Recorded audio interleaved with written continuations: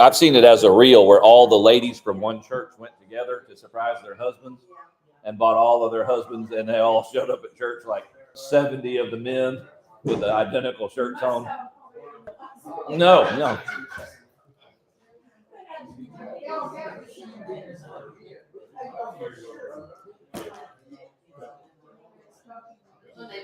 they had to walk in and really have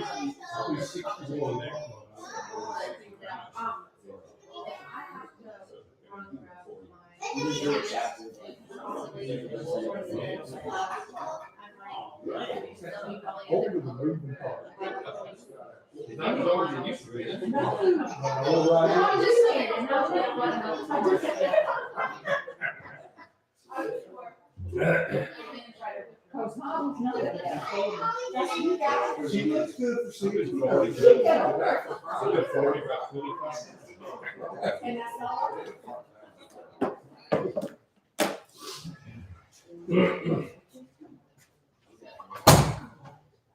Psalm 78. You want to start flipping over there? Psalm 78. Nice little short psalm. We'll fly right through. It's not the longest. Psalm 119 has that title, but it's close. It's a doozy. Before we get rolling, anything we need to make mention of before we get started tonight? Updates or, yep. My daughter has surgery tomorrow at 5:30 in the morning. Okay. In Tallahassee. Uh-huh. And you got to be there how early? 4:30. Oh, stars. So leave here at, 3:30. you might as well just stay awake tonight and just sleep after. Yeah. Goodness. Man. We'll pray for her. GPaw goes, no, they just call tomorrow. And then I think he goes Thursday morning. It's a procedure. They're doing one thing Thursday, then they're staying the night because they're doing something else on Friday. But anyways, just, yeah. Oh yeah, tomorrow is Thursday. Yeah. So they called today, they're going tomorrow. Yeah, tomorrow is Thursday. He's going tomorrow and Friday. But like I said, he feels great. Just wants all them tubes and bag and all that to be removed. So far, that part of it. I don't think he ever even took an aspirin the whole time. So it went, can't be more thankful than that. We need to keep Oscar in our prayers. Who else was on my brain? I texted your daughter. I didn't realize Hunter got sick enough from what Bakari had that she said she went to the ER for a little bit, I guess, but said she's better now. Yeah. Some kind of bad stomach bug. So, man, that ain't no good. That's what kids are good for. Send them to school and they bring good stuff home. Strengthening y'all's immune systems. Remember Jessica, she's having a real hard time with the vertigo. I texted her some. Yeah, she was feeling better when I got a hold of her, but yeah. Okay. Jessica, with that pregnancy having, yeah, probably. She had it like a couple of years ago, and it hit her hard. But you know, I feel like it's probably Pregnancy kind of exacerbates, if it fires it up. Mac doing okay as far as, she looked healthy so far, so good. Okay. All right. Anything else before we get rolling? Your hubby's not sick again, is he? Yeah, Mr. Stokes. He's not. Okay, I was making sure he was. I was gonna tell him I'm gonna lay hands on him if I get sick again.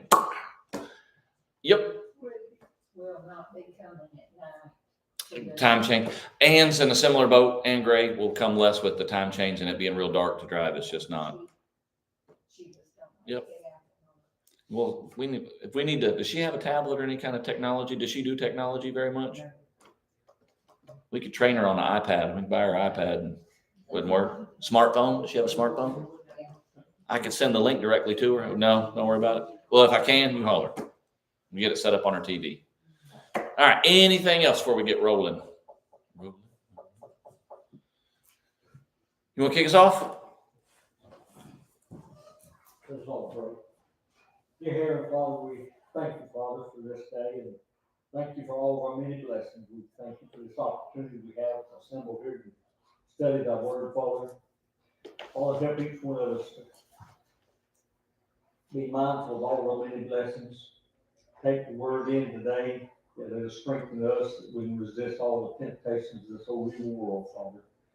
be with all of our loved ones, especially the ones that's asked interest in our prayers, the ones that I do and I privilege to pray for, Father, at this time. See to their needs and restore them back to their health so they be back with us once again. Be with all the ones that's traveling, see them safely to their destinations and back. Be with Dan and the other teachers, Father, that they'll lead classes tonight that we can gain from, so that it'll strengthen us in our everyday walk. Let us each one recognize when we do stumble and give in to sin, Father, and let us truly repent, turn from it, and do it no more. Ask all these things in Jesus' name. Amen. Amen. Psalm 78. Before we get there, I'm going to ask you a couple questions to set the tone. Why is it important to have at least some awareness of history? Whether it's general history, your own family history, American history, world history. Why is that even a worthwhile endeavor to know that at all? If you not repeat the same mistake. Okay, have you heard that famous quote? Those that don't know history are destined to repeat it. So we've got, I'm with you, tracking 100%. That's one. Anything else you can think of about why?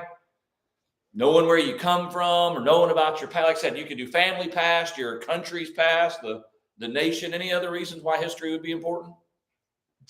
I don't want history, so I don't know. Well, here's the problem with that. I'm gonna mess with you, Grandma. The Bible's history. It's the history of mankind. So I love it. I don't love all of it. Like I'm not just I probably lean a little bit more history nerd, but I don't like all of it, but I like stuff that intertwines with the Bible or has spiritual applications. I'm all over that stuff. Bill just texted, one of the values of history is you know why you are here. And so you think about like your family history. Look, when you go into the doctor's office, they want to know, hey, has your father ever had heart trouble? You know what I mean? Why do they want to know that? You might. And there can be positive traits too, like, hey, my family's never had heart trouble. That kind of. Anything else you can think about why history is important? Why we need to? It's worthwhile to study. And now you can go biblical if you want to. Well, just the opposite of what we said to begin with. Instead of repeating past mistakes, you can see the accomplishments and the lives of other people and be motivated and encouraged by their lives. I love that. And if I was to I'm getting goosebumps just thinking about it. And here you saying that, like the inspiration of that. Why do we have these stories of these quote unquote Bible heroes? Why do we have the Hall of Faith to inspire us? Why, all of those characters, like look at normal people that showed extraordinary faith that God worked through. I love that point, and I think that's very much tied to this psalm of remembering. Really, I'm going to tell you, the main character historically that we're going to talk about, that Asaph's going to make sure they get hold of, is God as the main character. And you're going to see things about generations, children, forgetting. If you were to take a highlighter and highlight where it talks about the works of God or the wonders of God or just things that are verbs that God did, you're going to have a lot of that color highlighter. That's one of the exercises I did with this one. So I'll read a little bit, or we'll read a little bit, and then we'll kind of look at some of this. One other thing I'll say too, that we said at the beginning of the sermon Sunday. If you just take it for granted, my kids know this. And or they'll pick it up. Like, of course we know this, and I don't make an intentional effort to teach. They don't know. They may or may not. They're not born with manners. They're not born sharing. They're not born. It's all about the little baby needs. And are they born necessarily, or do they consistently praise God? Where are they going to learn that from? Are they going to consistently talk to God and pray to God? Are they going to know that that's an outlet when their little bodies and their little lives are stressed from elementary to then more serious in middle school and high school? Have they been taught or shown that prayer is powerful and a powerful tool, and worship? It's almost like God knew, even as adults, we would need reminding and teaching. And like I said, that's how we started Sunday, not just about Sunday's topic, but you just can't take for granted that, well, they'll get it by being brought and sitting in a pew. It's got to be intentional effort to make sure we pass it on. How many times children of Israel fell away from God in a short period of time? Not hundreds of years. We're talking about Over and over and over. And they were the chosen. So if you want Psalm 78 in a nutshell, it's what you just said. I told you like we got a little snippet of the end of 77. 78 is detail, and we're going to get a couple of major points of Israel's history. And then you're going to see what Asaph making sure, we got to make sure our kids know. So let's read. Let me just give you a little flavor. Like I said, this is a long psalm, but I want to give you enough to give you a pretty good flavor. Let's do 1 through 20. Kevin, I have you read last time. 1 through 10. Yeah, no, I'm good. 1 through 10. Carol, do you want to do 11 through 20? And then that's a good place to start, and then we'll come back. Hang on. I want to go through 32, so we can read it then after 23. I know that's not all of it, but through 32 gives me more than we'll have time for tonight. But I'd rather the text be in front of you than what we're going to say about it. So let's read. Yes, sir. Give ear, O my people, to my law. Incline your ears to the words of my mouth. I will open my mouth in a parable. I will utter dark sayings of old, which we have heard and known, and our fathers have told us. We will not hide them from their children, telling to the generation to come the praises of the Lord and his strength and his wonderful works that he has done. For he established a testimony in Jacob and appointed a law in Israel, which he commanded our fathers that they should make them known to their children, that the generation to come might know them, the children who would be born, that they may arise and declare them to their children, that they may set their hope in God and not forget the works of God, but keep his commandments, and may not be like their fathers, a stubborn and rebellious generation, a generation that did not set its heart aright, and whose spirit was not faithful to God. The children of Ephraim, being armed and carrying bows, turned back in the day of battle. They did not keep the covenant of God. They refused to walk in his law. I mean, just before we jump in and get did you see a repeated theme? I mean, really, this first 8 verses really is really driving 8, 9 verses. What point is he really driving home? I'm going to utter dark sayings of old, which our fathers told us, verse 3. And we're not going to hide it, verse 4, from our children, making sure the next generation knows the praises of God and his works. He commanded our fathers. He did a law, verse 5, that we should. It's Deuteronomy. What was the command of Deuteronomy when it came to children? Morning, noon, and night. And remember that couple other things? On the doorpost of your house. Talk about it when you go to sleep and when you're walking along the way. It was in part of the Torah. Verse 5, he commanded our fathers that they should make known to their children, that the generation to come might know, that the children would be born would arise and declare them to their children. Verse 7, that we would set our hope in God and not forget his works. God, I mean, is that command just Old Testament, or is that on us as New Testament Christians? Teach your kids. Teach the children. I'm telling you, I don't take Bible class teachers for granted. They are literally doing kingdom work. And sometimes, just like the school system, where the school system should be a supplement to what's being taught at home. Sunday morning and Wednesday night Bible classes should be a supplement to what's going on in the home, but we all know reality.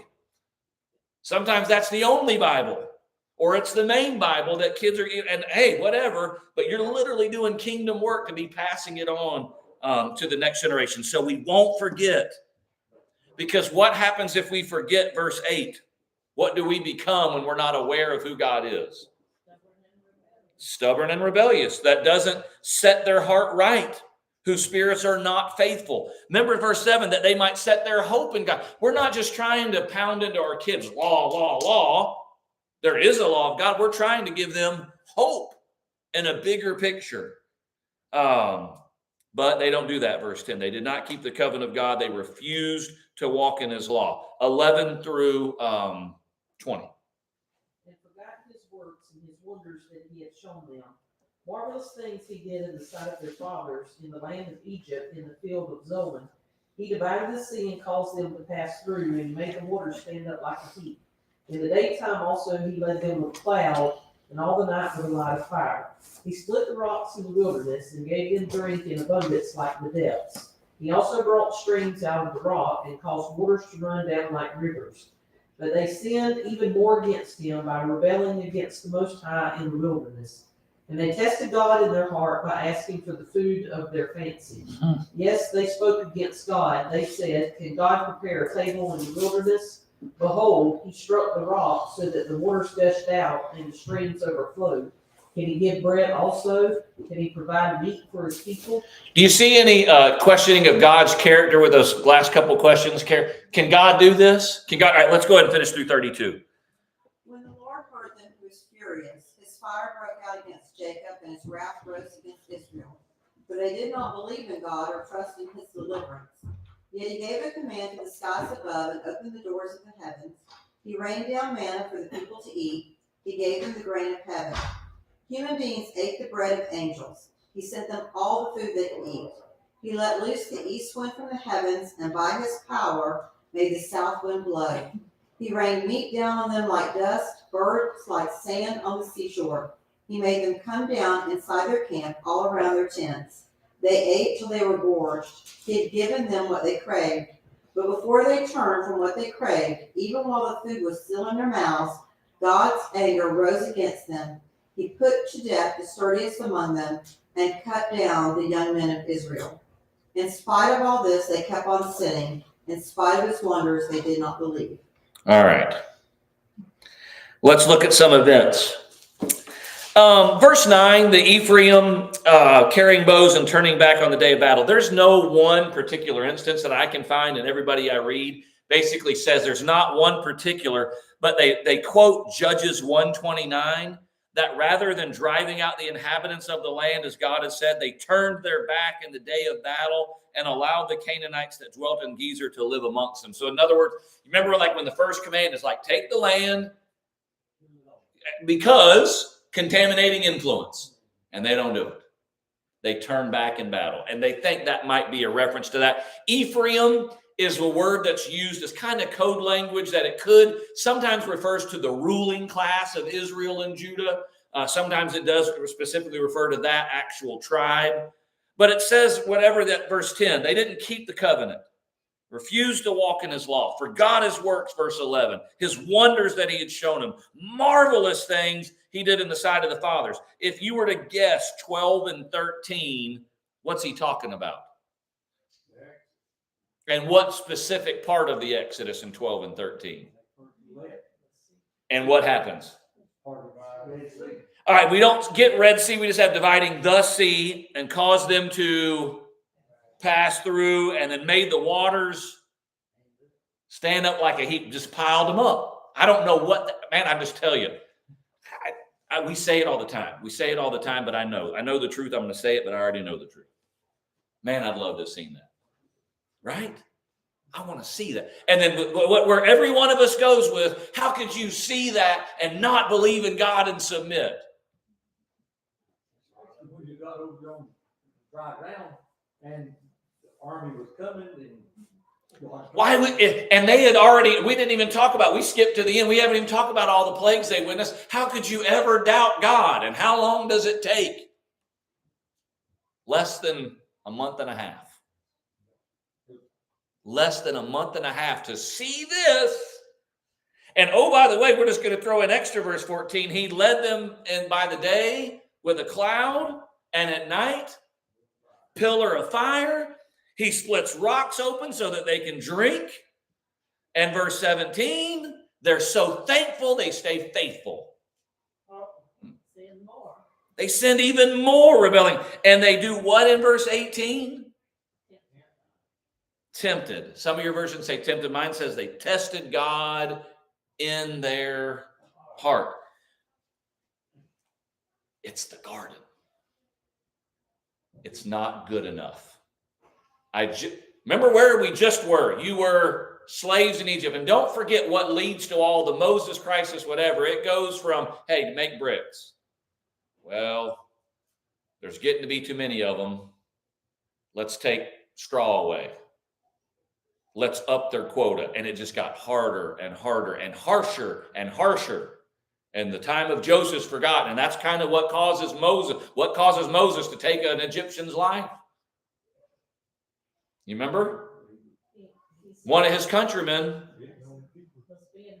he's getting whooped on, and conditions are terrible. They get saved, and not just a little, hey, I'm getting you out of here. Like, there's no doubt what got you out of here, and not a one of you. And not only did we get you out, but we filled your pockets with their money and their treasures and their like.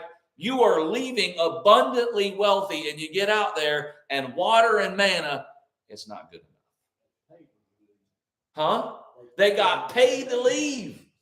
They got paid to leave. In the garden, you got man, you got woman, you got whatever that garden had to look like. You got nakedness, and it's not sinful, and time. And not a real job, because I got to believe it was work to tend to the garden, but I just got to believe everything you planted. What more do you need? What could they focus on? Well,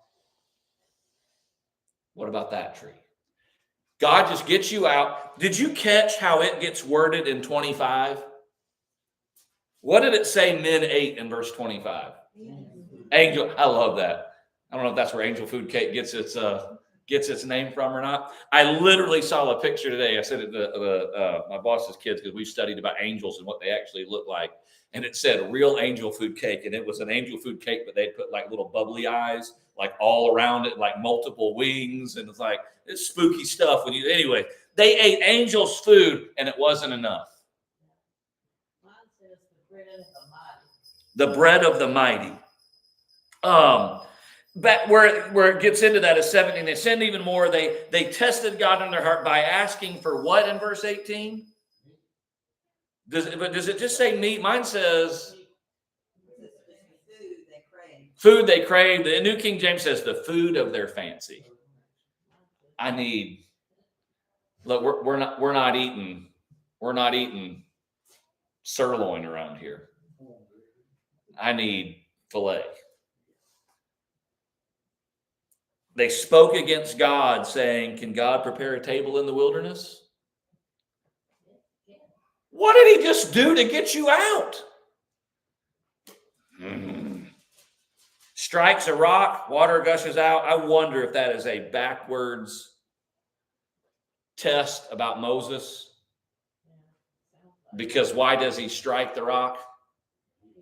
He's mad at the people, which could God relate to that? This chapter tells you, well, what does verse 21 say when they literally ask, can God prepare a table? Can God give bread? The very last line of verse 20, can God provide meat for his people? And God's emotional response in verse 21, you blame him?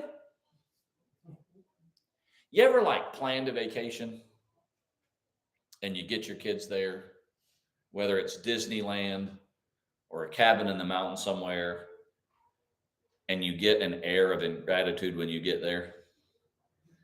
Have you ever been tempted to think about, I could make another one that looks just like you? You know what I mean? Like all the prep work and all the effort and all the money spent, and you get a complaint. I'm the only one. It reminds me of the what is that? The Tom Cruise lawyer movie, A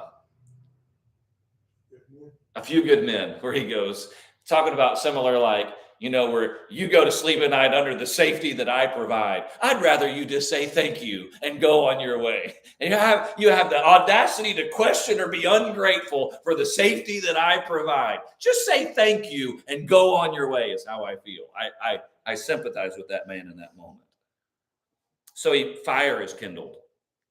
Because, verse 22, what?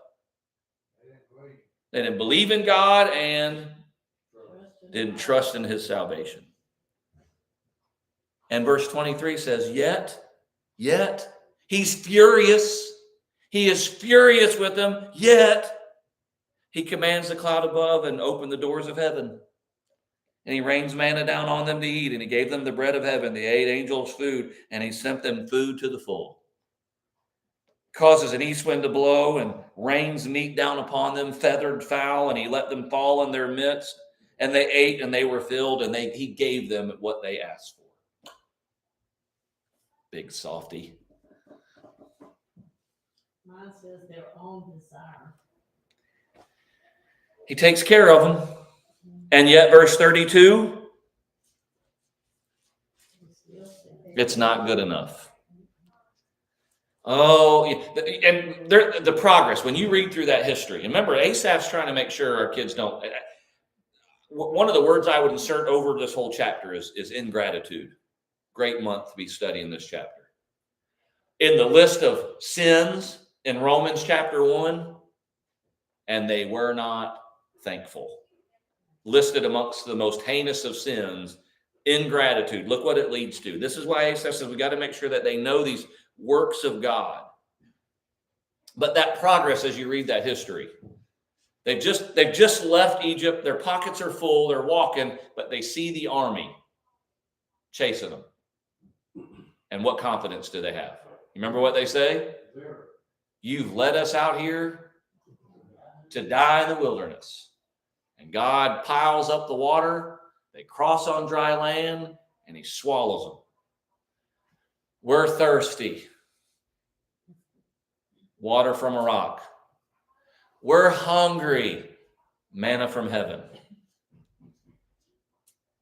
Then it goes along enough, and we're tired of this manna from heaven. You got anything else? Back in Egypt, we used to sit around with pots full of meat. Bull hockey.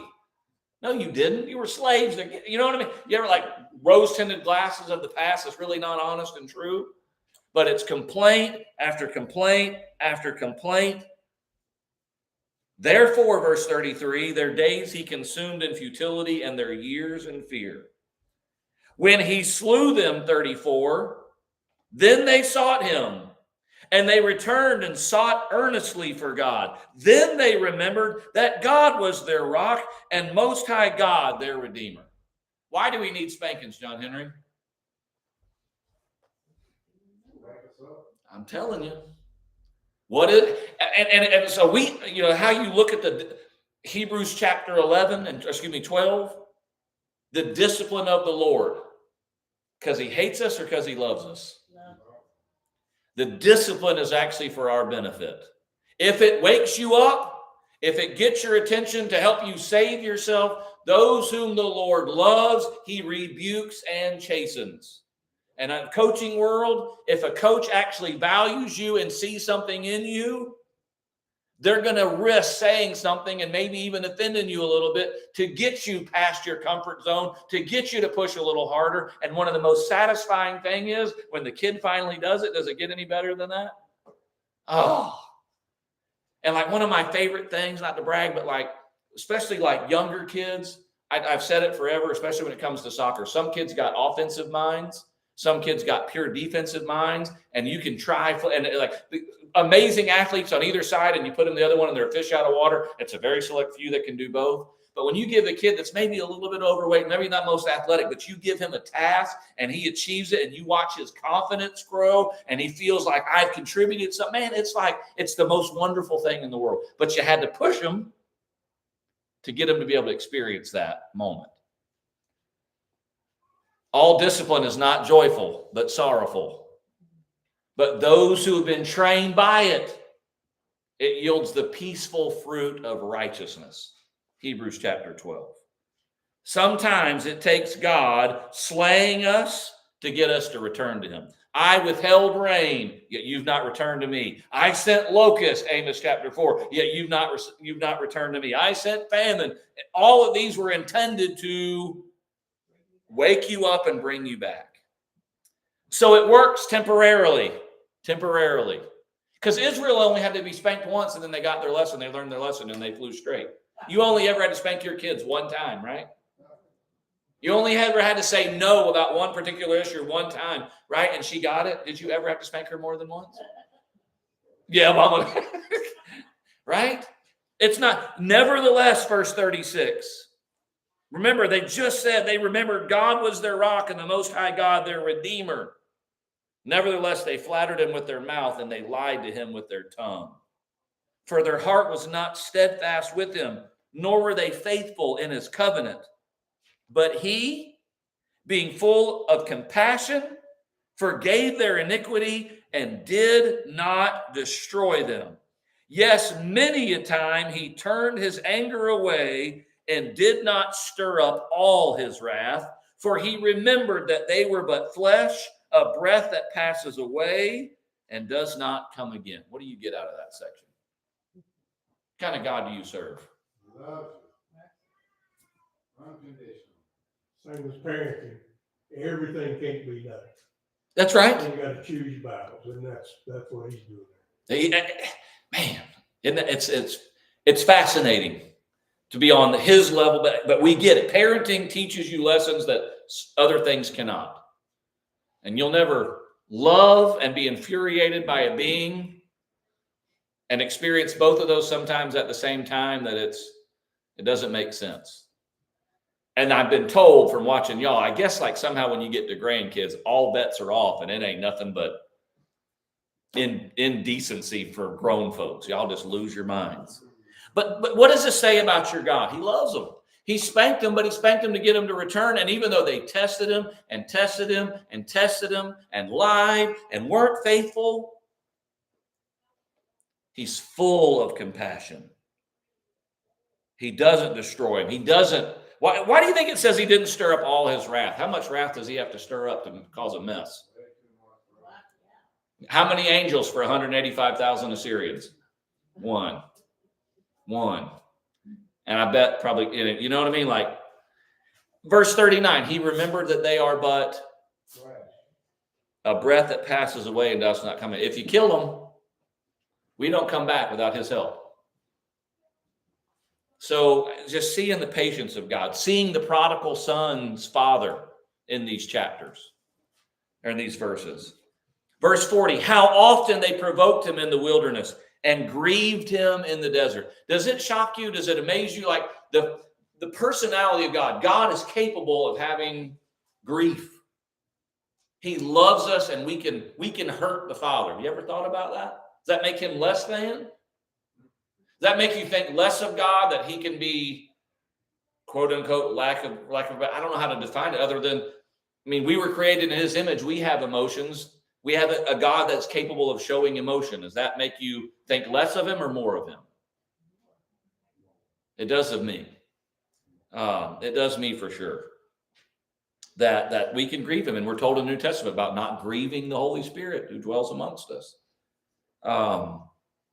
And on the other side, the positive side, just like we were talking with the coaching example, Carol, I think we're capable of putting a smile on God's face when we choose to do right, when he sees us step out of our comfort zone and have success, when he sees us overcome, various things. I think we can, just like we can grieve him, and it can't all be no, and it can't all be, it's kind of like, hey, don't forget, but it's a lot about wonders and works. Why aren't you still stirred up by that kind of thing?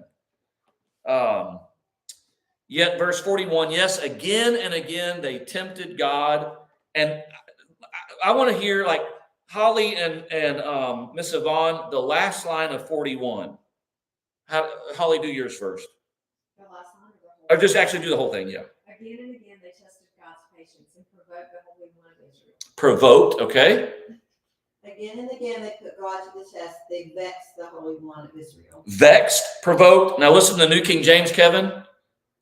Yes, again and again, they tempted God and limited the Holy One of Israel. All right, the new that I don't know why, and your two versions show me that it may be closer to that, but think about it. By our actions, by our lack of faith, we limited the Holy One of Israel. What did God want in Genesis 1 and 2? How did he want? If God could have chosen, what did God want to happen after Genesis 1 and 2? What happens in 3? Genesis 3 is the fall. What did God want? What could have been? Can you imagine? And perfect, and imagine walking and talking with God. God there and walking and talking in fellowship. That's what he wants. And then we sin, he messed up. Well, what does he want after that? Us back? Where does he want to dwell? Amongst them. How many battles did he want them to lose? How much territory did he want them to take? All of it. What if they would have fulfilled Joshua and Judges? What if the foreign nations would have been driven out? What if they didn't, go wrong with thinking it was all about the box and not the God who was over the box? You know what I mean? Just think about so I'm thinking about battles they could have won, territories they could have taken, but their lack of faith. They didn't have to, when they get to the promised land and the grapes and the giants, there are a few like Caleb that are like, bring on the giants. And I love when he's an old man, like, hey, there's still some territory and there's still some giants that need their tails whipped. Lord, I'll take that territory. I know I'm 80, but I still got it. Love that. That's what God gets a person of faith like that and says, here, you take more kingdom territory. We, by our lack of faith, limit what he wants to do. Do you think that's possible in our day and time today? What does God want for you? To be the most Christ-like kingdom person that's possible. And how many times do we, by lack of faith, lack of interest, or lack of effort, limit the power of God to work in us and through us to people around us? That thought haunts me. Lord, I want to be a bigger light. I want to be a bigger vessel for you. And my stubbornness and my just lack of attention at times, am I limiting? Now, limiting frustrates me enough and it's powerful enough, but if it's more like provoke, man, it takes it to a whole nother level. Verse 42, they didn't remember his power, the day when he redeemed them from the enemy, when he worked his signs in Egypt. And then what you get in the next section, 43 through 51-ish, 43 through 51, is if you don't know the 10 plagues, you get them, right? And this would be part of what he wants them to remember. What are the signs of Egypt? What did he do in 44? River to blood. What did he do in 45? Swarms of flies. And the end of verse 45, frogs. And he gave their crops, verse 46, to caterpillar and their labor to the locust. He destroyed their vines with, verse 47, 48, he gave their cattle, they die, the death of the cattle. Verse 49, he cast on them the fierceness of his anger, wrath, indignation, and trouble by sending what? Do you have evil angels? Really? You have evil angel. What translation is that? Is that King James? All right. I have angels of destruction amongst them. He made a path for his anger. He did not spare their soul from death, but gave their life over to the plague. And verse 51 says, destroyed the firstborn. That's that cloud. That was the importance of the blood on the doorpost. Because when those angels of destruction got there, when I see the blood, I will. And we all know that's imagery for us, our baptism. Why do you need to be washed in the blood? Because when I see the blood, I will pass over. That's forgiveness, is in the blood of the Lamb that we can be washed. And so this is Asaph. So the time of David is like 1000-ish. The time of Moses is like, we're 500 years later. And Asaph's wanting to make sure 500 years later, we haven't forgotten. And we're going to go further than that. He destroys the firstborn. Verse 53, he leads them like a shepherd. He led them on safely so they did not fear, but the sea overwhelmed their enemies. He brought them to his holy border, this mountain, which his right hand had acquired. He also drove out the nations before them and allotted them an inheritance by survey and made the tribes of Israel dwell in their tents. I think this is talking about now we've got the quote unquote promised land, and kind of a little bit of reference there. And yet, verse 56, what happens? And didn't keep his testimonies. What do they do in verse 57? And like, why is it important we study history? Do you see it? To know what not to do and what to do. Because, and we're on more of the negative track, but we know there was always a faith. There are the Joshuas and the Calebs. There are the Moseses. And even in the Fear of the Kings, whatever, there was always a faithful remnant. And they do get spared. And they do get shipped off, but then there are Daniels. But here's the thing. What Daniel and the other three friends are being tested in Babylon, being compared to, guess what? Other Israelites. And what made them different is they chose not to. Why did all the other Hebrew children not do the same decision? They stand out because of who they are, right? So that's their peers. So like, there's a remnant, but we've got to be that faithful remnant.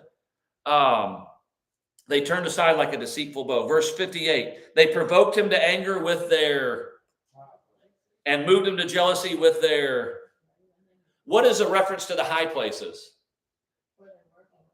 See, and this is where, if we're Asaph, depending on how long he lives, that the high places get set up by this. They call Asaph the seer, the prophet. I think he might be forward casting here because it's after Saul and David and Solomon, and it's Rehoboam and Jeroboam who reign over the divided kingdom. And that's when the sins of Jeroboam y'all remember us studying Kings and Chronicles, the sins of Jeroboam is a phrase that gets repeated over and over. That was the high places. He's possibly looking into the future and talking about they provoked him with their high places. Now, carved images, like I said, that's more Isaiah's time. That's like 700, falling down behind a block of wood. That could be, though, it could be. You remember what they do on the mountain when Moses is up there? Yeah. It could be a reference to that. Could be a future cast, but it could be a reference to, hey, we just got out, and it doesn't take less than 40 days for them to say, and they're falling down behind the golden calf, and it just jumped out of the fire. We don't know where it came from, and it delivered us. It could be a reference to that. Verse 59. And this is why I kind of lean towards maybe it's more that. When God heard this about the high places and the carved images, he was how strong? What does your 59 say? And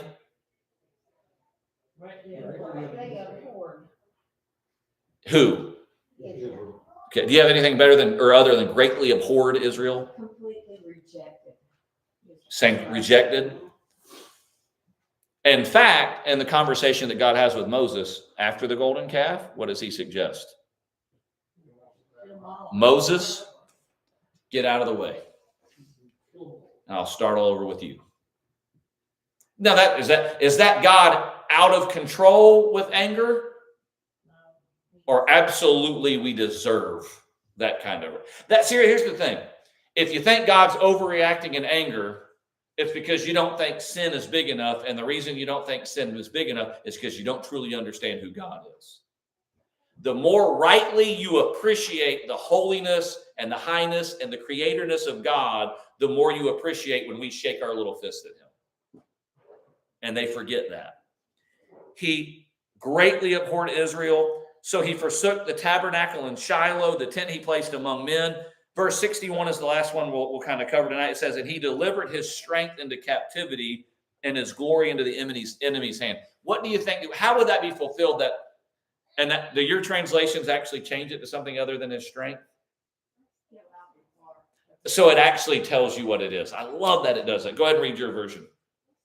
He allowed the ark of his might to be captured. He surrendered his glory into the enemy's hand.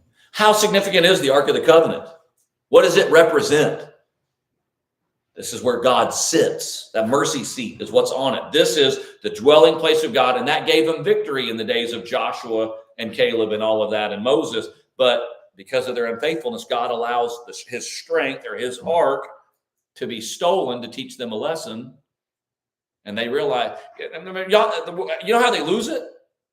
Is because the battle belongs to the Lord, and they think, well, and God tells them, I'm not going. Well, as long as we got the box, we'll win. And they go and they lose the box. What I love about it, though, is what happens when the box is with the Philistines. Why are you laughing? Because they had so much trouble. They were ready, like, please, like, take it back. And whatever emerods are that they were struck with, and one of them becomes gold and gets put in the box. If that's, some people think that's hemorrhoids that God struck them with, like mighty, powerful, whatever. They were like, look, Israelites, come get your box. Remember the statue keeps falling over and they can't figure out why. And verse 62, last line, he gave his people over to the sword and he was furious with his inheritance. And I want to focus on that. His inheritance. What does God get out of creating man? What is God's inheritance? Is it land? It's us. Ephesians tells us this. His inheritance in the saints. That's all God wants. He's looking forward to and preparing a place for his inheritance, his people, his family. And right now, his family is doing everything they can to be shed of him. All right, we'll leave it. Study history. And this is a phenomenal historical psalm. We'll try to wrap it up. There's not a whole lot left. I think I can get to 79 Sunday, Lord willing. But I think that gets us far enough this evening. All righty. Anything else before we're dismissed this evening? I'm going to turn that.